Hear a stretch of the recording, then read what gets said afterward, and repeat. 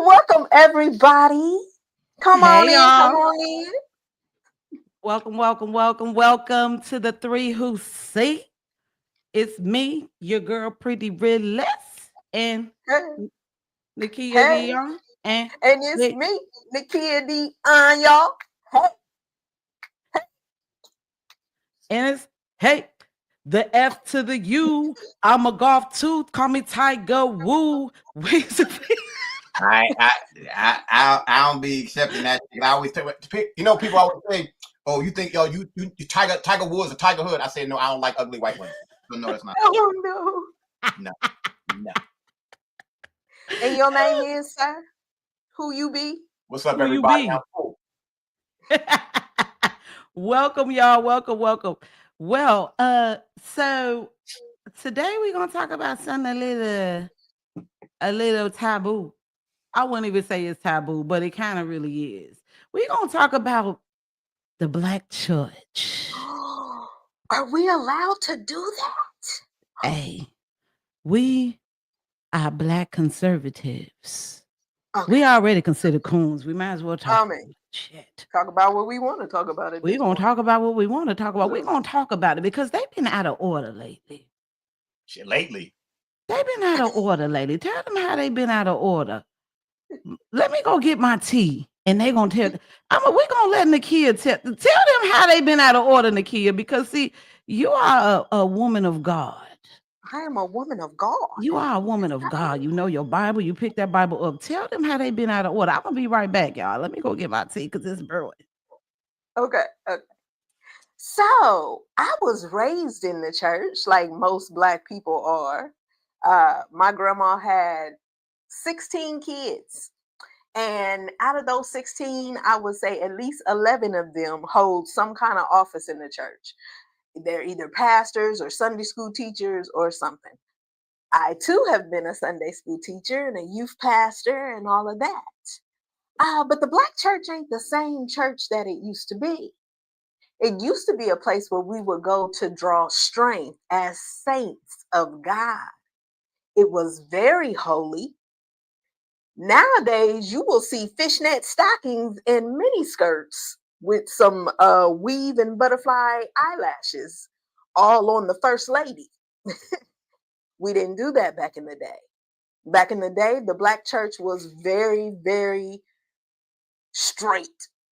Now it's rainbow colored in the church. The Black church was very much a place where we kept people accountable.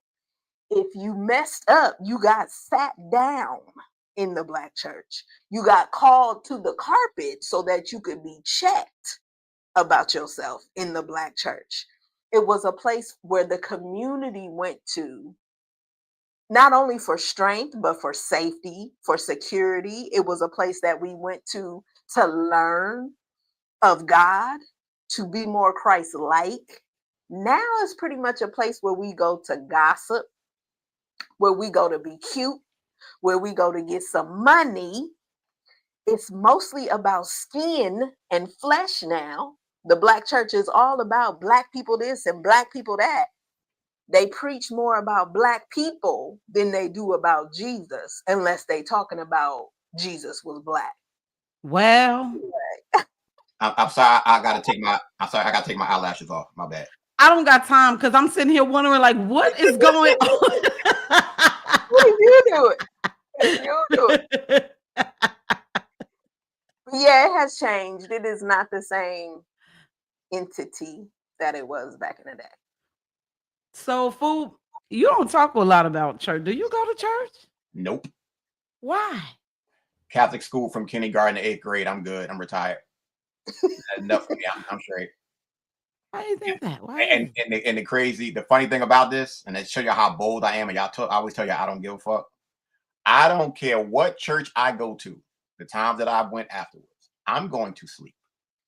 I'm so serious about me going to sleep, and I know it's going to happen. I went to church one time down here with my mother, and I told the pastor to his face, my man, it don't matter what you say, I'm going to sleep. I told him straight to his face. I wouldn't care if they was in here hooping, hollering, dancing. You're going to see me like this. because I have no interest. And I tell people I have no interest because I can't listen to a man tell me about anything when you don't know me. And I don't know you. I don't know your character. I'm good. I'm straight. I'm serious. I'm dead serious. I don't knock anybody, but it ain't me, and I'm good. So I'm on the spiritual side, universe side. I don't knock nobody for what they believe.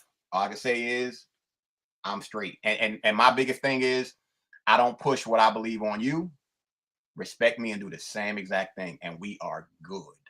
We straight. Like I'm gonna say this again, Catholic school from kindergarten to 8th grade. I'm tapped out.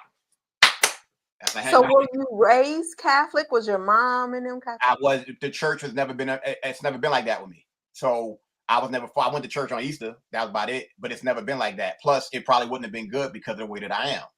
If I ain't got no interest, I ain't got no interest. And you can't. Like I can't be converted.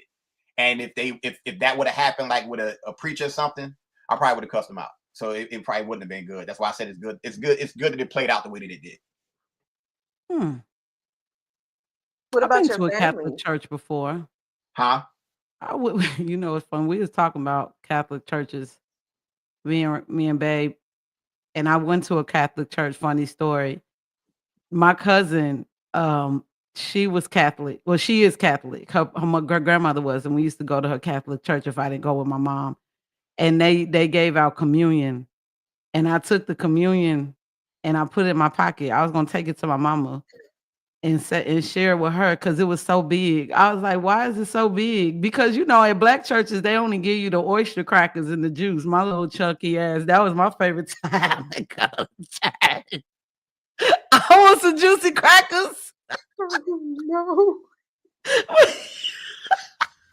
So we went to this church. I just remember it being boring as hell. Alrighty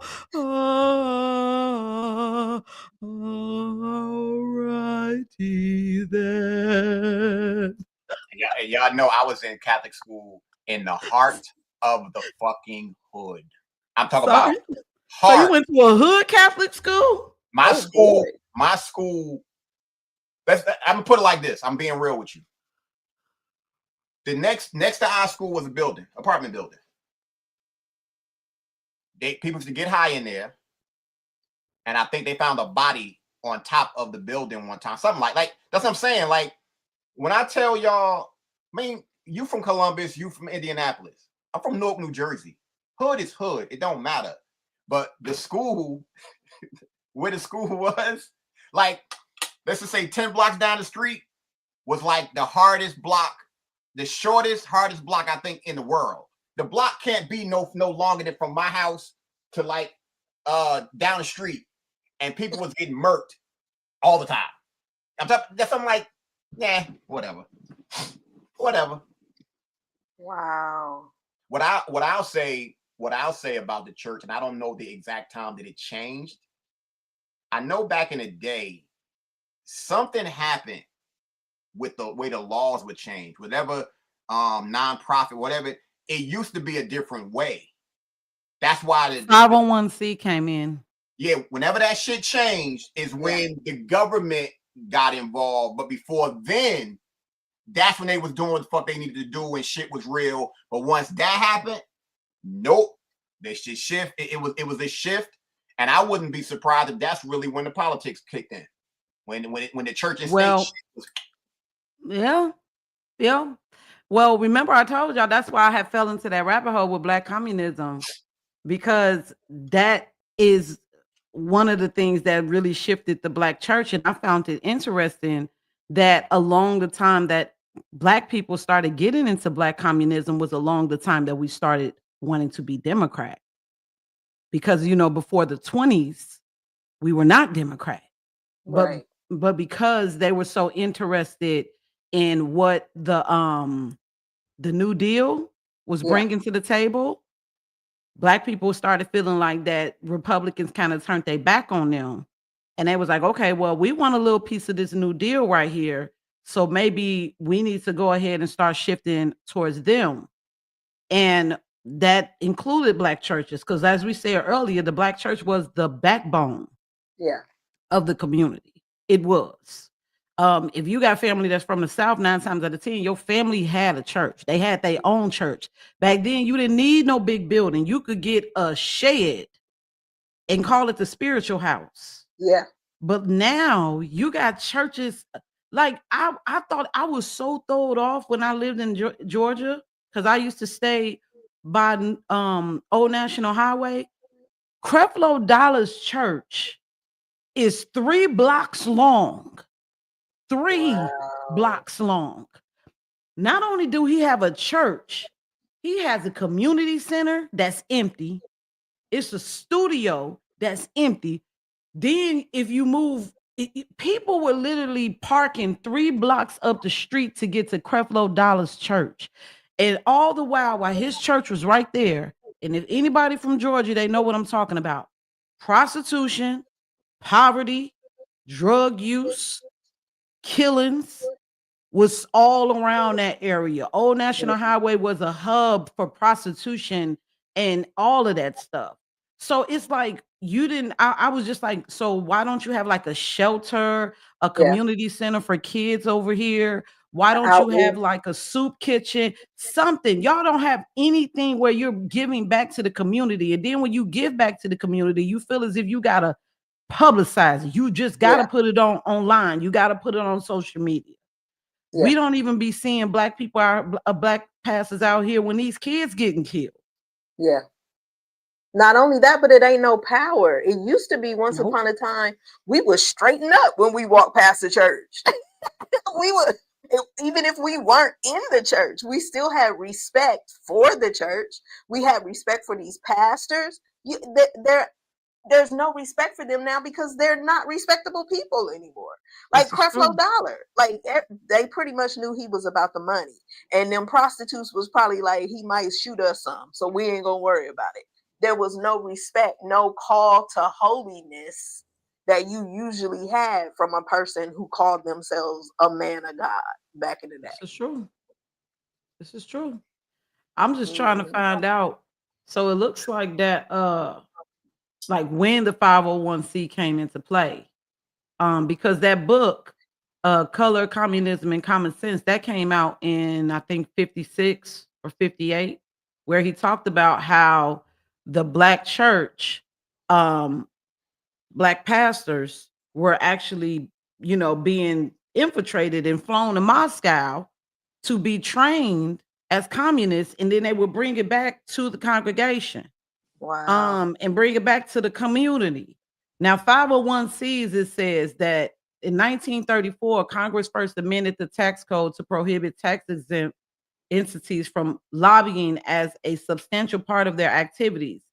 1954, Johnson Amendment, an amendment introduced by then Senator Lyndon B. Johnson, placed an absolute ban on tax-exempt organizations, including churches, from intervening in political campaigns on behalf or in opposition to any candidate. That this was 1954. 1987, Congress further clarified that the ban also applies to statements that oppose political candidates. Now, if in 1954 it was saying that they placed a ban on tax-exempt organizations, including churches, from intervening in political campaigns on behalf of or in opposition to any candidate, why is Jamal Bryant talking about the Democrat Party? And why was Kamala Harris at the church? Yeah. Why is Ilhan Omar up in churches cussing in the pulpit? Yeah. If we separating church from religion,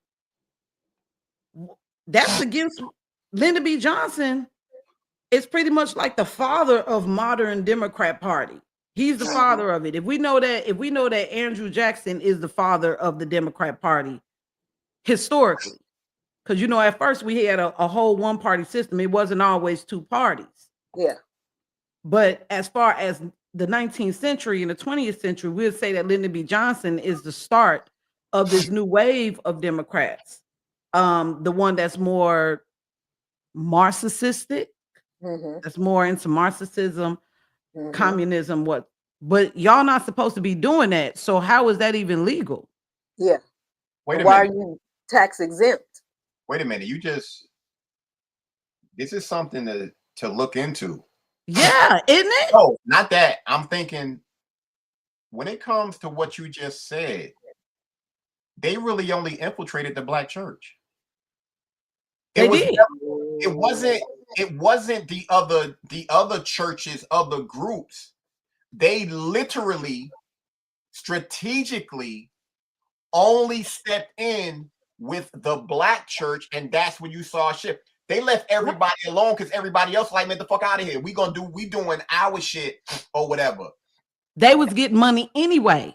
That's some diabolical shit if you really That think part. about it. Because once again, when it comes to our community, it's always about infiltration and manipulation. Always. And pandering. It don't Yes. matter. And the crazy part about that is, to me, where the hypocrisy comes in at, you see something like that happens with the infiltration and the manipulation. But then you'll have people in our community backing the shit. Oh, it's all right, oh, this, that, whatever, blah, blah, blah. But then in the same breath, they'll be like, fuck the white man this, fuck the white man that. What? Man, get your ass up. Nah. You get paid from them. See, when it comes to 501Cs, they don't, they're tax exempt, but they still get donors. So I'm willing to bet that majority of them tithes ain't buying these big mega churches. Trust and believe they not.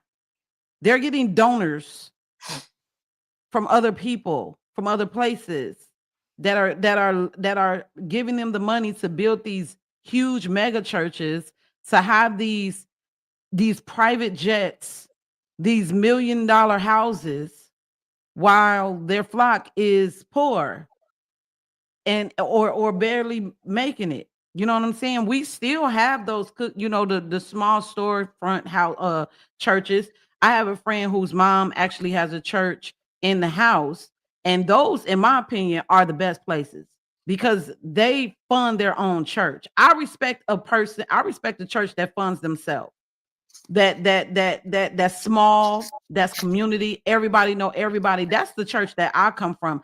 I don't trust these mega churches. If you're a big church, and even when you look at the building structure, the way that churches used to be built, they were built in order to harness a certain frequency, all the way from the stained glasses to the bells to the altars to the way that it was structured, to the way that it was built. Now they just as cookie cutter as these damn apartment buildings that we be seeing out here. What's the name of that preacher with the raspy voice, bald head dude? I fuck with him. Swallowed up. No. I said raspy voice. He be talking shit. I cannot remember his name. He the one that said, I don't take money from the church. He's like, I have a job.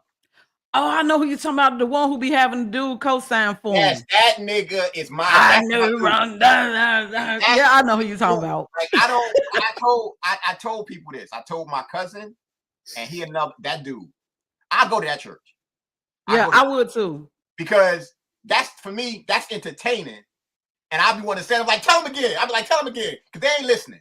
Because when you have somebody who, I respect anybody who has a bully pulpit and they use it for good. That, for me, and that's anybody. If you have a voice and you're using your powers for good and not evil, we're straight.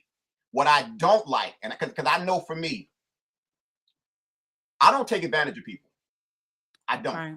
I've never been like that. It's not my style. I feel bad when certain things happen. Y'all know I'm feeling bad right now because, well, not right now, but how bad I felt over what happened, in my relationship, because I feel as though I hurt her. But I'm not an empath like y'all, like you two are. But I'm not going to intentionally hurt somebody because that's wrong. Like, morally, that's just wrong. And when I think about some of these people who are in front of those pulpits, they ain't shit. Because you know for a fact that people are struggling. And from the pulpit, you're going to sit there and ask these people for money? You're going to feel like shit because they not donating? When your motherfucking ass is supposed to be one of the people that's supposed to be supporting them? Like, nah, yo. Nah, get the fuck out of here, yo. I'm good. I'm straight. I can't rock with that. And it bothers me because in these times, now is when the church is needed. Like seriously, Yes. the way it's supposed to be is needed because shit is so fucked up. Yeah. Especially in the black church, because when they talk about tithes in the Bible, they say, bring the tithes to the storehouse so that Yeah. there may be meat in my house. Meaning so that the priests could eat because they didn't have jobs and all that. But also the people, if you needed something as a person, you should have been able to go to the church and get it. And the black church of all churches should not be a place where the pastor is just getting rich off of all the money coming in. It should be a place that we can go to as members and say, hey, I need my electric bill paid this month, or we don't have no food in the refrigerator. Can you help me? And it not be an issue. It shouldn't even be an issue. You're a member of this church. Here you go. We're going to make sure you're not hungry. We're going to make sure you got everything you need. But it's not happening like that right now in the black church. We living in a time when you go to the church and they got fucking ATMs in there, yo. That's crazy. Yeah. That's sick. And the church is supposed to be always open. It used to always be open. You could go in, talk to somebody. It was always open. Shady. I'm bugging when you saying that because it's making me think about Vampire in Brooklyn. When he was preaching, it was nighttime. He was outside preaching at night. He was evil is good. Oh my God. Ass is good and evil's good. And if you got a piece of evil ass, woo! But no, like, so I was telling y'all about the satanic panic. Now, this is crazy because around this time, the church was actually on point. They were on point this time. This is how much they've changed. Now, the satanic panic, for those who do not know, the satanic panic was mass moral hysteria that swept through the United States and parts of the world from the early 1980s through the mid 1990s, based on the widespread and mostly unfounded belief that there was secret network of Satan worshiping cults committing ritual abuse, child sacrifice, and even murder. Now, it started in the 1980s, and they were doing things on the media, daytime TV news. Geraldo 2020, Oprah did specials on satanic ritual abuse, and they had something called the daycare trials, where the panic hit its peak when these daycare workers and teachers were accused of ritual abuse. And the most infamous situation was McMartin preschool case in California, one of the longest and costliest criminal trials in U.S. history, where hundreds of children were interviewed using highly suggestive, coercive techniques. Many describe impossible things: underground tunnels, animal sacrifices, witches flying, none of which was ever found, and no one was ever convicted, which is a lie, because this situation must have only happened out there, but it also seems to have happened in Texas, and some people was convicted and they were let go and paid millions of dollars because they were wrongfully prosecuted, basically. Wow. Wrongfully jailed for that. Now, what's so crazy is that these underground tunnels, animal sacrifices, is actually really happening though. So I'm wondering, like, why was it looked at as something that was considered hysteria back then? But the churches, however, now the churches were actually, like, during this time, they said major religious revivals was sweeping across America. The moral majority, televangelists like Jerry Falwell and Pat Robertson, and countless pastors were preaching about a battle between God and Satan for the soul of America. The soul of America. They told congregations that Satan was infiltrating everyday life, schools, cartoons, toys, music, even church youth groups. They were saying this shit in the 80s. Look at us now. This is really happening though. It's really happening. They told congregation that they had situations where heavy metal bands were accused of backmasking, meaning they were hiding satanic messages in songs and then you could play them backwards. Dungeons and Dragons was called a gateway to the occult. Yeah. Halloween was condemned as a satanic holiday. They even said, and this is was really about to get y'all since we're talking about the church. In some places, black men, which was tripping me out because I was like, not black women, black men were disproportionately targeted if they were associated with alternative religions like Yoruba, Ifa, Santeria, which was falsely labeled as witchcraft or satanic. Falsely. So these weren't even at that time considered witchcraft or satanic, but now they are. Mm-hmm. Now, Yoruba, Ifa, Santeria are African spirituality. That's African spirituality, right? Yeah. So if Yeah. you were looked at around that time as being, connected to that in any kind of way, you were looked at as being a witch, but it was false. So I'm wondering, like, why is it now? If you all said that was falsely labeling somebody, why is these things now considered to be satanic when at that point you knew that they weren't? That's how that's how they have messed with our spirituality. They've messed with us so much that we don't even know what's for us and what's not for us. If Yeah. the church at one point used to literally not only preach the gospel from the Bible, because you got to remember at one point in America, the Bible was the only book that black people could read when they were slaves. Yeah. If they were still doing that, as well as utilizing Yoruba, Ifa, Hoodooism, and combining that in these church houses, do y'all think that could have been what changed in the black church when they removed that and brought in the 501Cs? I don't think they ever really removed it. I think we don't label it as that, but I do think that a lot of things, that's why you can go to a black church and the ceremony is completely different from a white church's ceremony. If you want You to, can go to a Hispanic church and they still have some of their old yep. spiritual stuff still mixed in as well. So I don't think that it's removed. I think it's just not something we talking about right now. We're not gonna talk about it. If you want to hear something crazy based on what you said, and I'm thinking as she was talking, do y'all notice something that was pretty much so bad back in the day with the Bible, a particular group of people, and now they can't stop making movies about it? Witches. Mm-hmm. Witches are supposed to be bad in the Bible. They're obsessed with witchcraft right now. And I want y'all to really think about this shit. Between movies and TV shows about witches, it's been nonstop for probably the past 15 or 20 years. I'm talking about nonstop. You're right. So You're right. That's why it's crazy. And I understand rabbit holes and all this other shit, but once you start connecting the fucking dots, I know for me, and I'm not afraid to say this, fuck Halloween.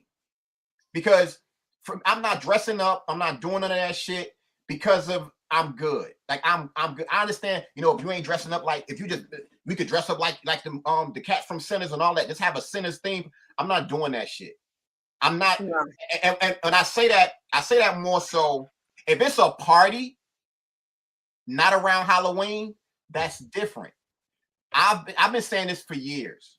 We have to be very careful in this country of when we celebrate shit. If we have our own dates and make it ours, that's different. It's the reason why Halloween is on the date that it is, and they do the shit that they do. It's ritualistic, and that right there is the problem. Because what I said, like, let's just be real.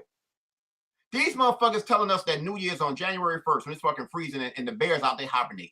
No, the New Year is in April. Right. But people don't talk about this shit and they just go with the flow. And when you start bringing in the church and everything like that, you have to be mindful of it. If it's somebody going against the grain and talking some different shit, I'll sit there and listen. I'm like, okay, I can fuck with that. I can smoke with that. But when don't nobody want to admit that really, honestly, the Jehovah's Witnesses is the only one that got it right. Because you're really not supposed to be celebrating no holiday. Right. You're not supposed to celebrate no holidays. Right. None. I be side-eyeing the hell. Saturday, not Sunday. All of that. Yeah. It's I'm gonna just say and this is coming from somebody who not religious. The Jehovah Witness is the only one that got it right. Them the most committed. Listen, they come knock at your door in the morning time and ask if you know Jesus. Okay.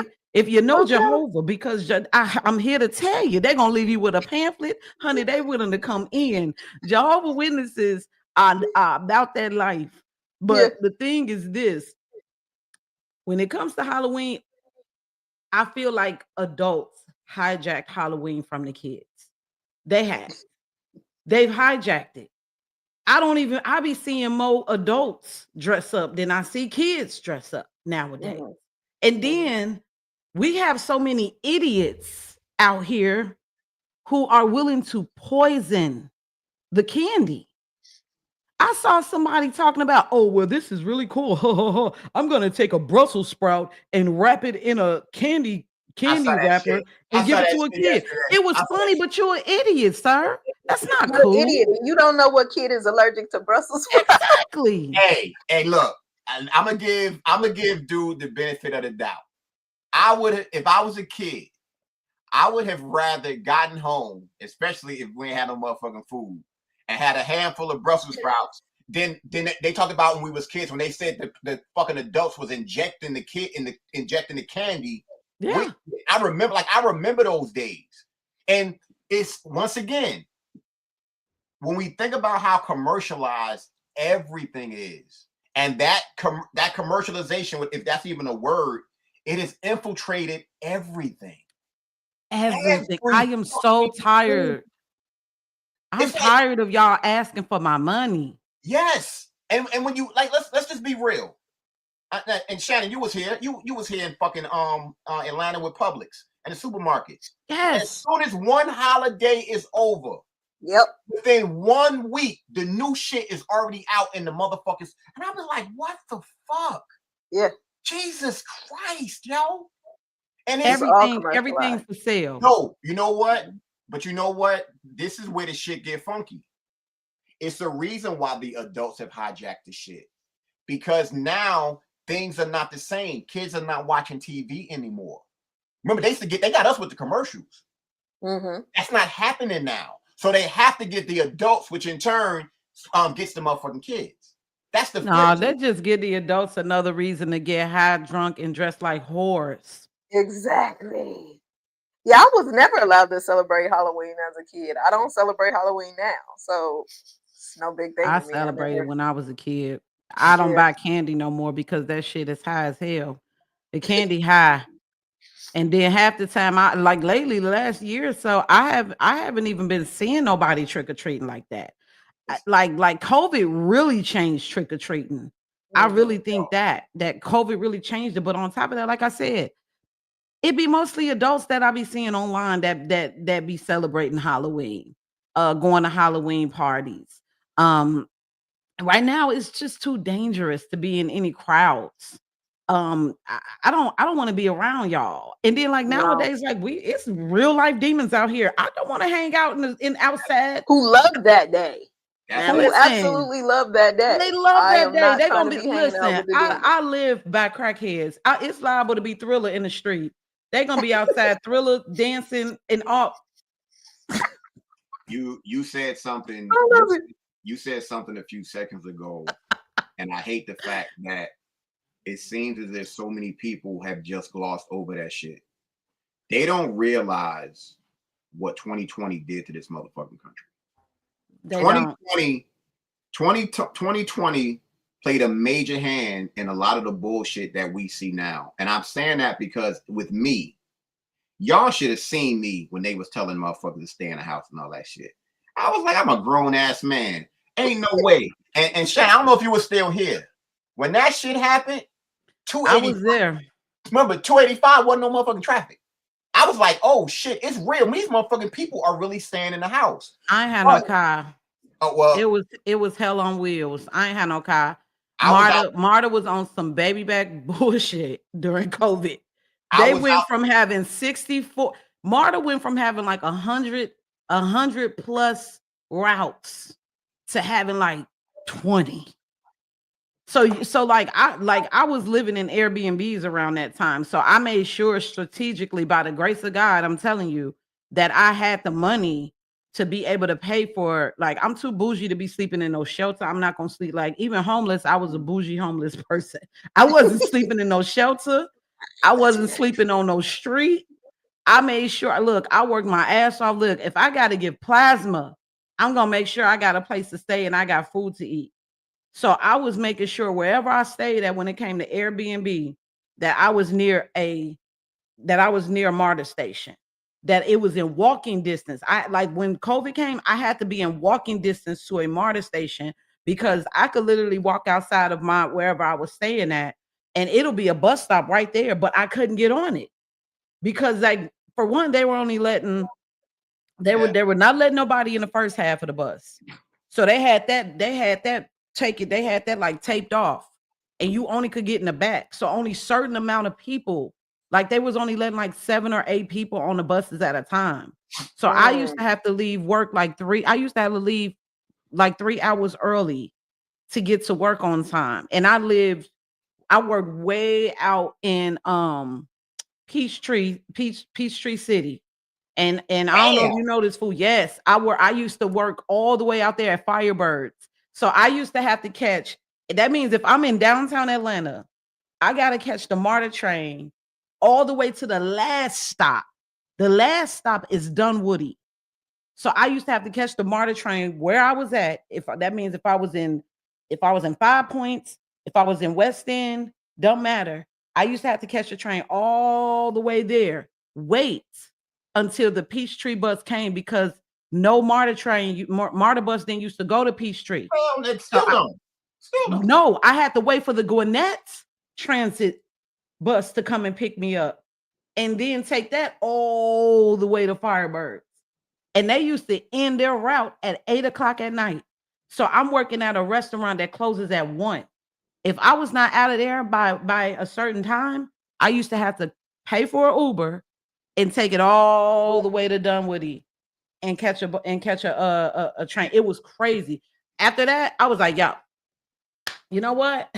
I'm going. That'll do it. That'll do it. I'm about to go back to Indiana because I can't do this no more. It's crazy, and I'm saying it's crazy because I don't think people really understood how deep that shit went with you staying in the house.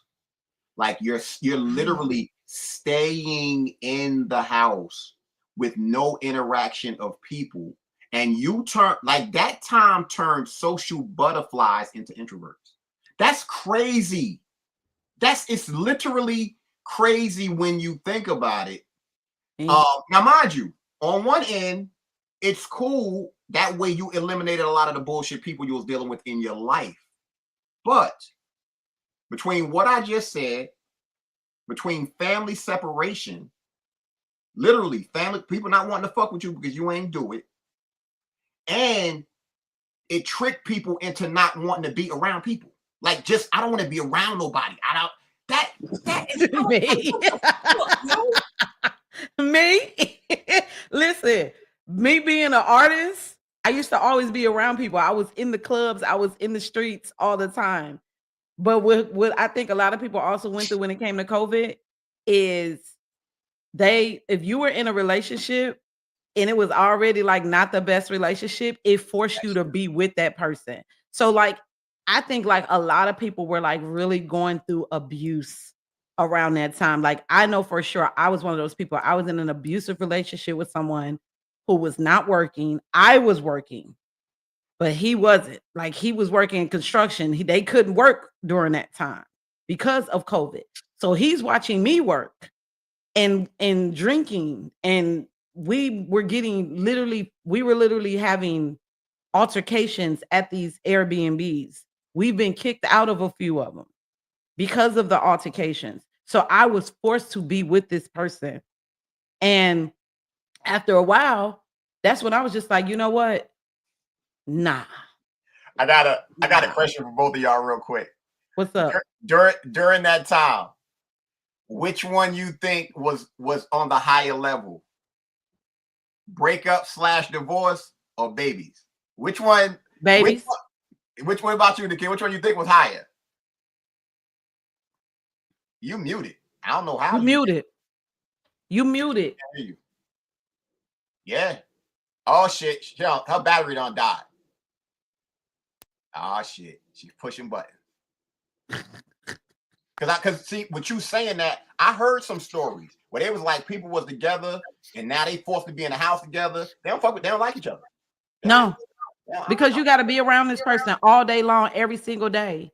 Like if and if you already kind of really didn't like them that much, at least you was able to get out the house and go somewhere.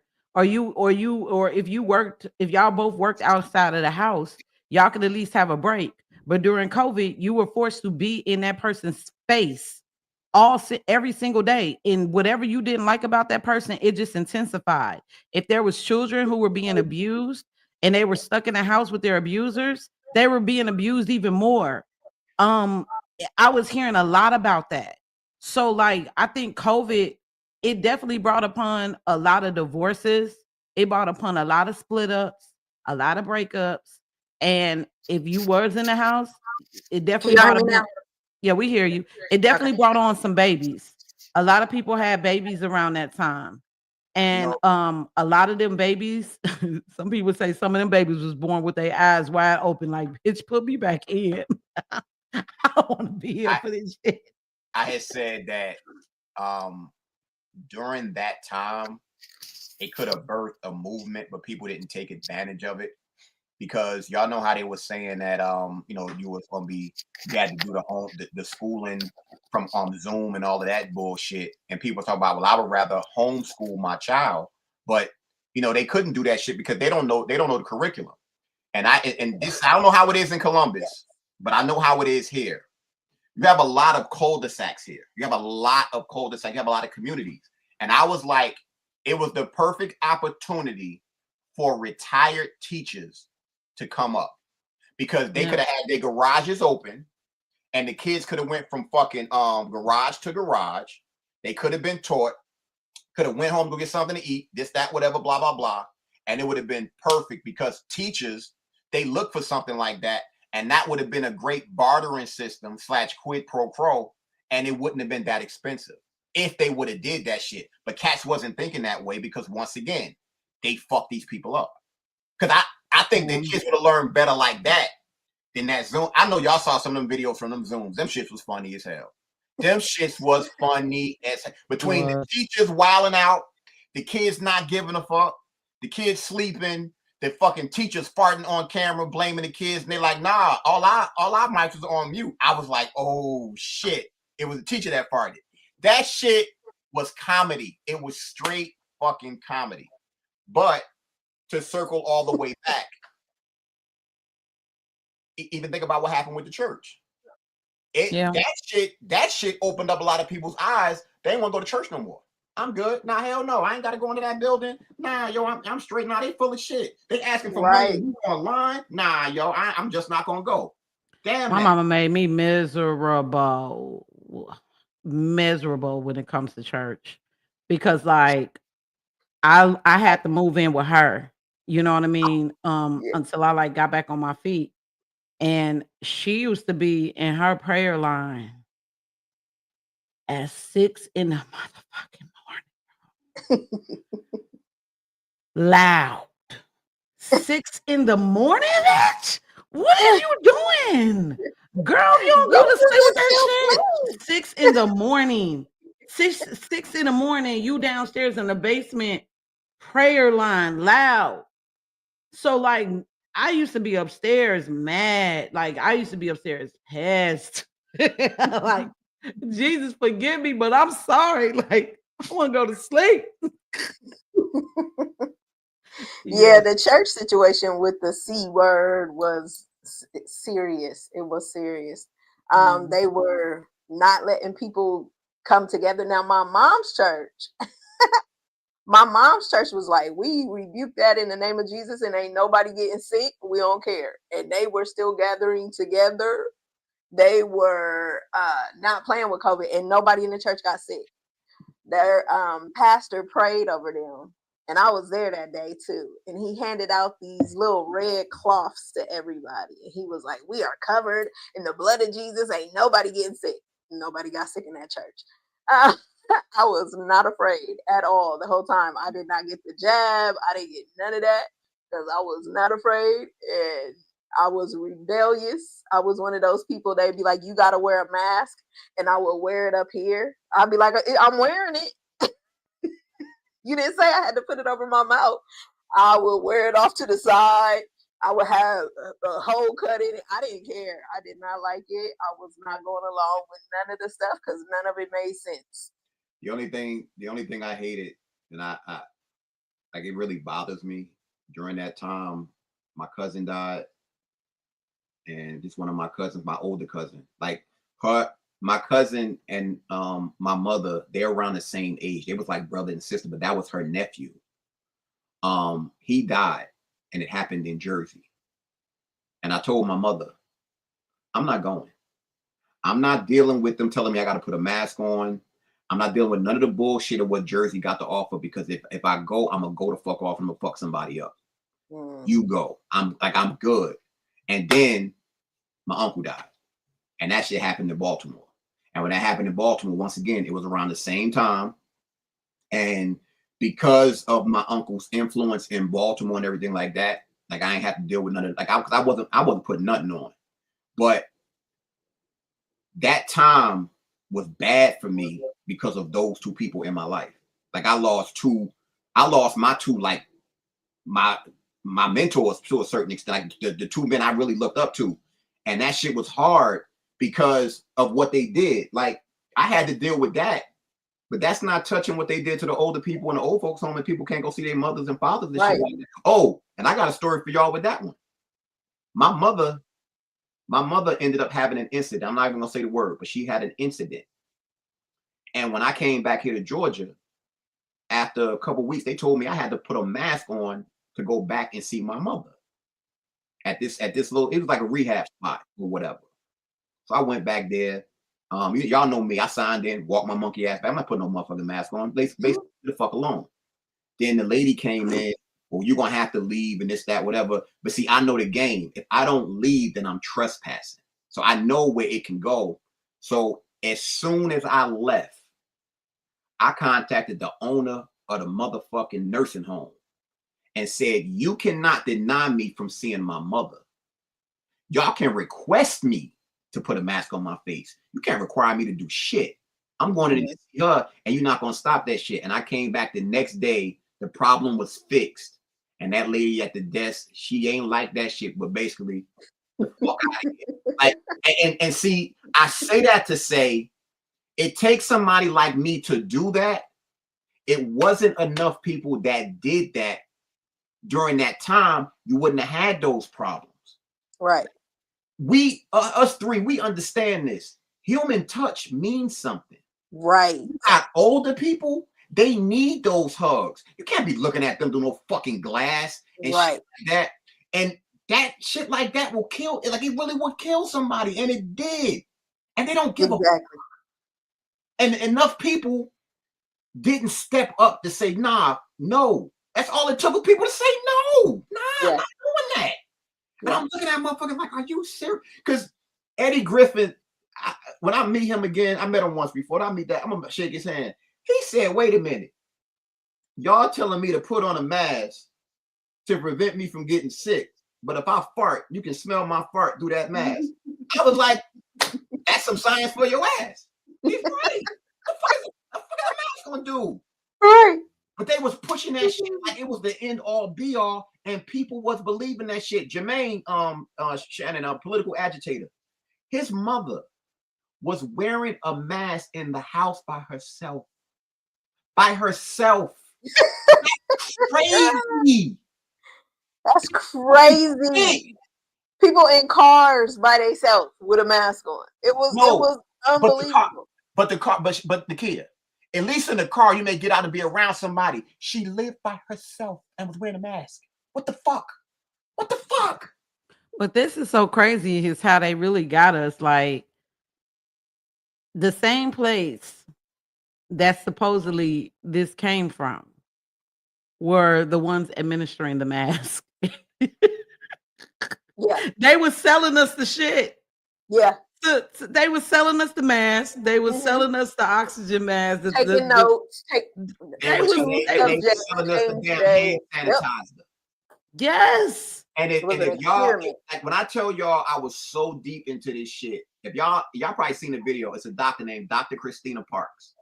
She spoke at a congressional hearing or whatever, broke some shit down. We actually had on our podcast. She literally told us you have to be very mindful of the hand sanitizer that you use. Because it causes cancer. Not only that, when you're rubbing it in, if you don't know the ratios or whatever, you literally was rubbing poison on yourself and you never know where the shit was coming from. And we all know that was a come up. Whenever we saw hand sanitizer before 2020, the shit used to be this big. They were selling hand sanitizer that was this fucking big after that shit. You don't know what that was. What a gallon. They was by the gallon.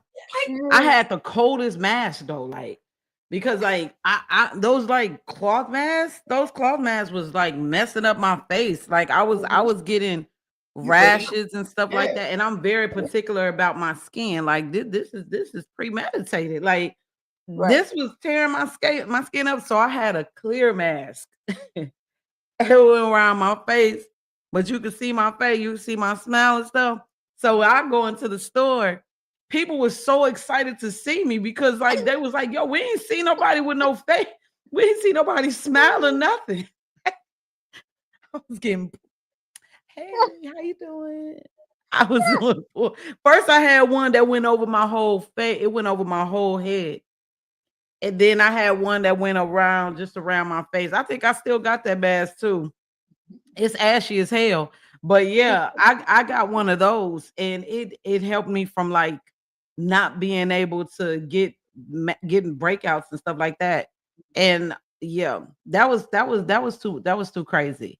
But this is some more stuff that I found out about the whole situation when it comes to the Black community and this satanic panic. Because like I feel like that like another thing I'm noticing about the Black community, the Black church, is that it has definitely become a lot more worldly. Even when it comes to the music side. Because everything when you understand that everything is vibrational and music is a vibration. Like music could literally move water. A sound could move water. It could do a whole lot. And it's become extremely low vibrational. The artists have become low vibrational. Kirk Franklin gets on my damn nerves. I cannot stand. I hope I meet him one day so I could just do this and take away his front. Like I want to just wipe all of this off because I know that it's drawn on. He gets on my damn nerves. Like all of that dancing and stuff that he be doing. I be like, okay, are you James Brown or are you Kirk Franklin? Like I'm confused. Glorilla winning gospel I think gospel hip hop award of the year. What? You didn't know that? Wait, yep. What? Yep. Oh my God. Oh my God. Yep. So hold up. Let me get this straight. Glorilla is winning gospel awards and Beyonce is winning country music awards. Glorilla won the BET Award for Best Gospel / Inspirational Song in 2025 for her collaboration with Kirk Franklin, Maverick City Music, Kiara Shear, and Chandler Moore for their song "Rain Down on Me." They said this was her first BET Award. And you should have seen what she had on when she got. Yeah, she had assless chaps on. Didn't she have assless chaps on? It was a lot and not enough, whatever it was. I gotta tell y'all have no idea how much I love the fact that I'm removed from a lot a lot of shit. Like I'm dead serious. Like I don't motherfuckers be talking about artists and all that. I don't know who the fuck. I be like, I don't know who you talking about, yo. But what you listen to, No. 90s, and I be like 90s hip hop. I'm good. I'll stay where the fuck I'm at because I can't do this. I can't. If it's a you know, if Rakim come out with a new album, I'll definitely listen to it. But this new shit, I'm good. And that right there, that's disheartening, yo. To see.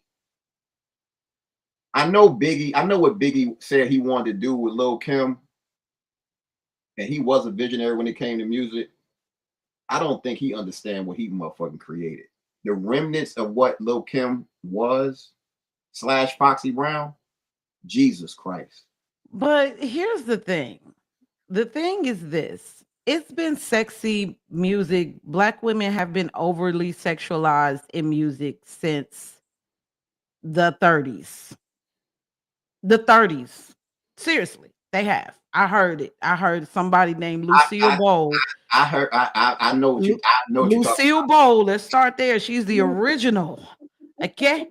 Original sexy red of the 30s. It's always been some sexy shit going on, but I think that what happened is that they have something that they're trying to sell to us. The same way that we just discovered that they infiltrated the Black community when it comes to mixing religion with politics. They did the same thing with our music. Because mind you, when it comes to the Satanic Panic, I just told you all that at one point they were talking about rock and roll music being the satanic push. Now it's hip hop music that's being the satanic push. Look how open rappers are now when it comes to talking about witchcraft and Satanism. We just had Lil Nas X twerking on the devil in a video not too long ago. We now have artists who are open about their connection to witchcraft. That was never a thing in our community. Never a thing. I think it was never a thing. Nobody ever talked about like Prince ain't never talked about being a Satanist. Michael Jackson ain't never talked about being no Satanist. Nah. Whitney Houston ain't never talked about being no Satanist. NWA, none of the even NWA, even as toxic as that music was, they were not on that Satanist shit. It was really honestly the first group that introduced Satanism to the Black community was Bone Thugs and Harmony.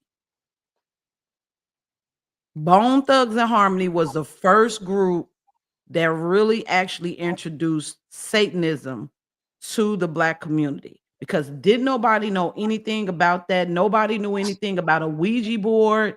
Nobody knew anything about none of that shit. It was him and it was another rapper named Brother Lynch. And them was the only ones. But like now, that's all you talk, that's all you hearing about. And I think that it has not only a lot to do with the industry and how it's being pushed, but it's the frequency and the beats.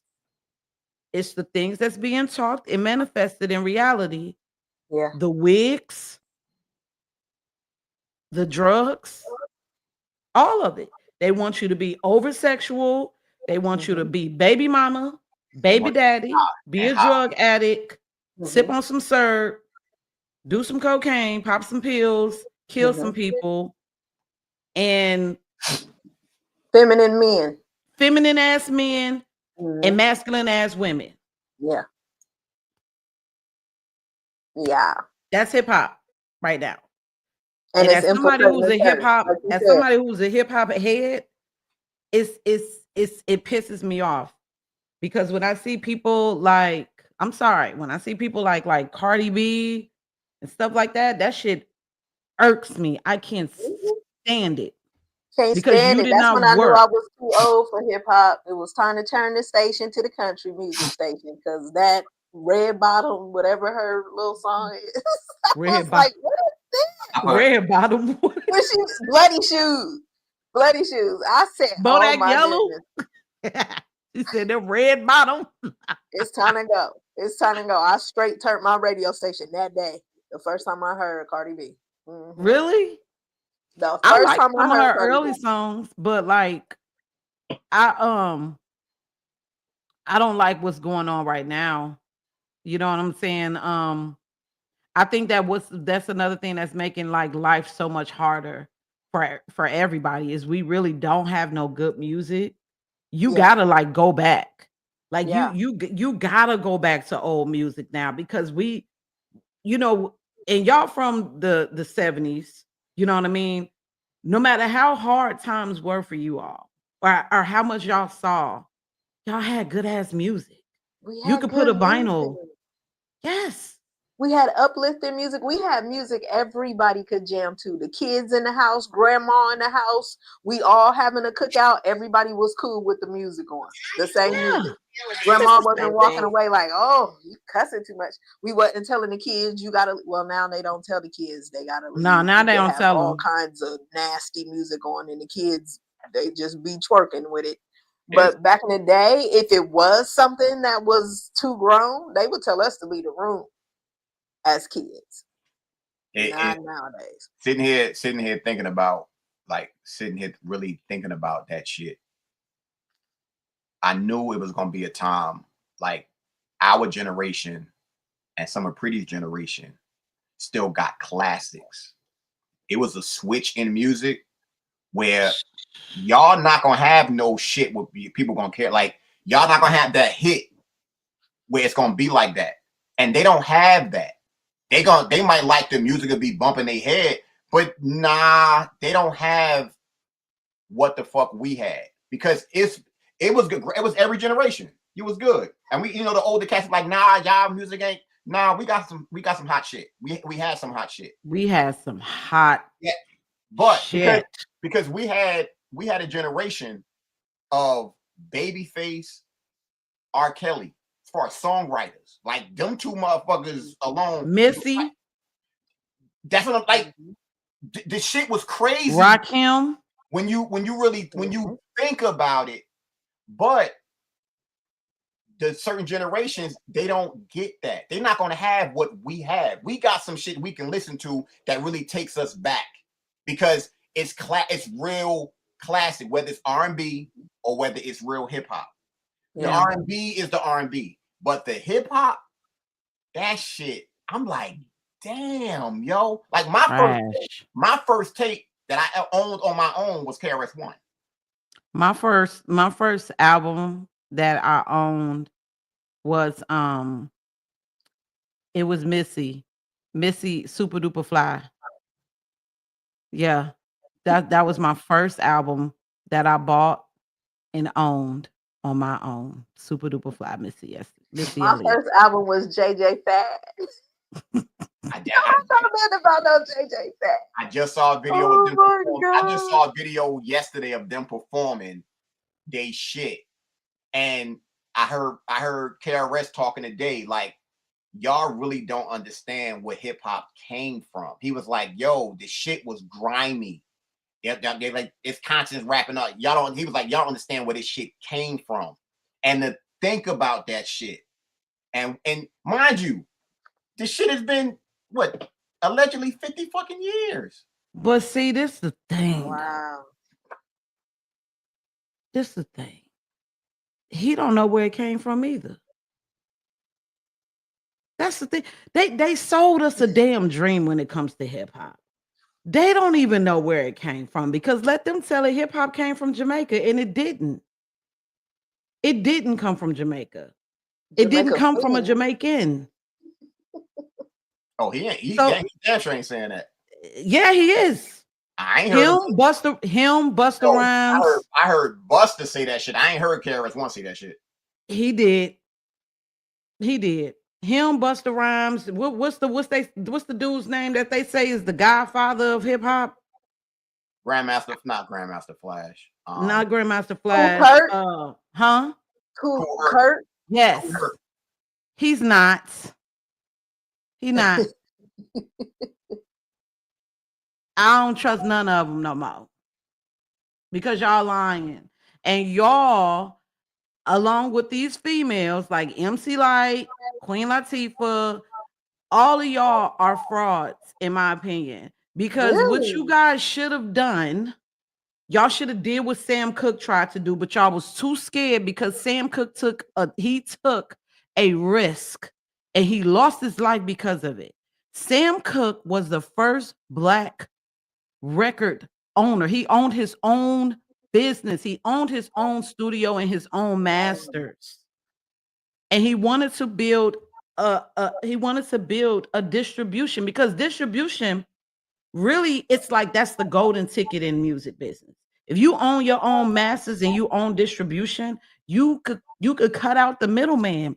But them J. Hughes was not having that. So they had to get rid of them. With KRS-One, Kool Herc, African Bambaataa, before he got caught up in the child molestation case.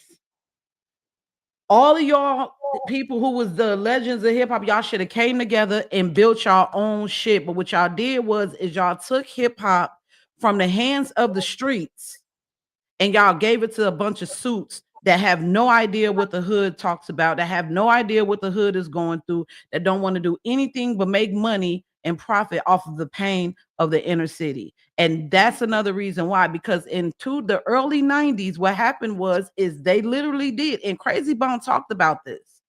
They literally had a meeting where they were trying to figure out a way to get those private prisons filled up. The same people that own a record business right now are the same ones that's invested in these private prisons. So the prison industrial complex was born. And now you got all of this music like NWA and, you know what I'm saying, Brother Lynch, and you got UGK. All of these people are starting to come out with this music that's glorifying pimping, violence, drug usage, drug selling. And it's all helpful. It's as opposed to you having Houdini or somebody like that that's actually talking about something positive. So they had an opportunity to save hip hop and they didn't. Y'all set this shit back. But you mentioned the name that I think is overlooked when it comes to doing what you talked about, because Latifah was independent. Like Latifah and Shaheem, whatever the fuck that dude's name was, they were independent. Yeah, but Latifah had to sell her ass off in order for her to get into that acting business. No, I'm not denying that. What I'm saying is, because she was independent, it wasn't enough of them to go that route, because everybody wanted a fucking deal. Like, that was the crazy thing about that. It was Queen Latifah. Let's see. First of all, let's start from the beginning. We had Shantae. Roxanne Shantae. You had Queen Latifah. You had Moni Love. You had MC Lyte. You had Miss Melody. You had KRS-One and Boogie Down Productions. You had Public Enemy. You had plenty of people that could have came together and built their own shit. Y'all could have did that. Y'all didn't need to sell out. Matter of fact, Russell Simmons and Def Jam could have helped that out, but y'all didn't do that. You know what I'm saying? Like, it's really kind of like what changed about music so much is that, like, the people who were the CEOs were the peers. They were the peers. Rick Rubin and Russell Simmons were in college when they started Def Jam. So they were in the streets. They got their brother. They knew the people from Beastie Boys. Like, they were able to build that. Same thing with Bad Boy. You know, there was, before Bad Boy, there was Uptown Records. So you had Andre Harrell, you had Heavy D and the Boys. You know what I'm saying? So it was like y'all had these opportunities to do this. Then you have Raucous Records, and you know what I mean? Like, that's the shit that we needed. And y'all, they took out the people. They started killing people off, and folks got scared. When they got rid of Chris Lightly, and I know you know who I'm talking about, fool. Yeah, he blew his brains out. What are you talking about? No, they blew his brains out. Well, they said that basically with Chris Lightly, unfortunately, he fell victim to one of these, where they had one of them pictures, and they were saying that they held that picture over his head of he in a compromising position that he probably wasn't even involved in, because y'all know one of the tricks that they do is, like, let's say all three of us is in the room together. No, not it'd be three dudes in a room, and then all of a sudden they have some little girl run in there naked. They snap the picture. You didn't even do nothing. You got to think about that. I want you to think about that. So, like, Nakia, and I know Shannon can attest to this. Imagine being in a room, you're ready to sign your record deal, signing your life away, and the motherfucker is in front of you holding pictures of you in compromising positions. What the fuck you going? Like, think about that. Yeah. When you factor in what she's talking about, what's crazy, and I'm listening to it, I'm like, damn, these people, especially with Russell being, they knew the inner workings of the business. They knew that. Barry Gordy and all of them in Philly, they knew the inner of how that shit worked, and they did not go to these hip hop motherfuckers and say, look, do this and y'all can have your own shit. They ain't do that. So Chris Lightly killed himself. So did Shakir Stewart do the same thing? You said who? Shakir Stewart. You talk about that's a dude from jail, right? No, Shakir Stewart was a Def Jam executive. He also committed suicide in 2008. What year did Chris Lightly die? Look, I'm telling you, they started taking out the executives that had the key to the streets. That's what they started taking away. Huh? This getting real juicy. This conversation getting real juicy. I think we should take this to the after party. I think so too. Yeah, Chris Lightly died right after Shakir, 2012. Wow. That's crazy. They both died in Obama administrations. That's fucking crazy. 2000. That's a coinky dink right there. The fact you just said two of the biggest executives in hip hop, black music. So y'all both committed suicide. After the party, it's the after party. And y'all, we love y'all. We love y'all. This was getting too deep. We're gonna have to take it to the Tubi too. Yeah, we gotta take this to the TikTok streets. Yeah. If y'all want to meet us over there, that's where we about to head to. We're gonna party all the way live over there. But Pretty, I see. I beg your pardon. What was that? One of her voiceovers. Who gonna check me, boo? Sorry, I just felt like doing it. It's fine. So we out of here? We out of here. Okay. We are the three who see, and we would like to hope that y'all see now too. So we love you, and we out. See y'all. See y'all next week. I see y'all on TikTok. See y'all on TikTok.